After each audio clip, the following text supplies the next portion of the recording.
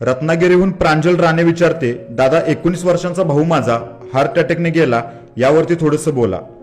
ताई, आम्ही जेव्हा लहान होतो ना तेव्हा आम्हाला कधीच असं ऐकायला नाही मिळालं की 19-20 वर्षांचा मुलगा हार्ट अटॅक येऊन वारला. आम्हाला फक्त इतकंच माहिती होतं की हार्ट अटॅक हा जाड लोकांना येतो, बारीक लोकांना येत नाही.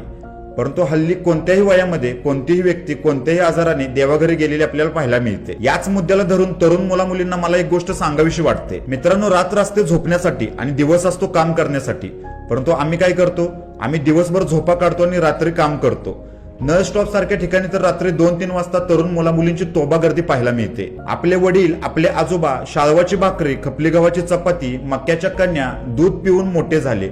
आम्ही खातो पिझ्झा, बर्गर, मोमोज, वडापाव. पूर्वीची माणसे कुठेही जायचं म्हटलं तर चालत जात असत, फार फार तर सायकल घेऊन जात असत. आम्हाला 50 मीटर 100 मीटर अंतरावर जायचं म्हटलं तरी सुद्धा आम्ही गाडी घेऊन जातो. वेळेचं कारण देतो आणि घरी मात्र झोपा काढत बसतो. पूर्वीचे लोक शेतामध्ये काम करायचे, तासन तास तालमीमध्ये व्यायाम करायचे. आम्ही मात्र फोटो काढायला आणि रील बनवायला जिम मध्ये जातो. तरुण वयामध्ये शरीराकडे दुर्लक्ष करतो आणि अनेक प्रकारची व्यसनं करतो. काही जण तर पैशांच्या नादी इतके लागलेले असतात की शरीराकडे दुर्लक्ष करतात आणि तोच कमावलेला पैसा उतर वयामध्ये दवाखान्यात घालतात आणि नको त्या वयामध्ये देवाघरी जाऊन बायका पोरांना पोरकं करून जातात. अजूनही वेळ गेलेली नाहीये मित्रांनो. वेळ आहे तोपर्यंत सुधरूया, कारण ते आपल्या हातामध्ये आहे.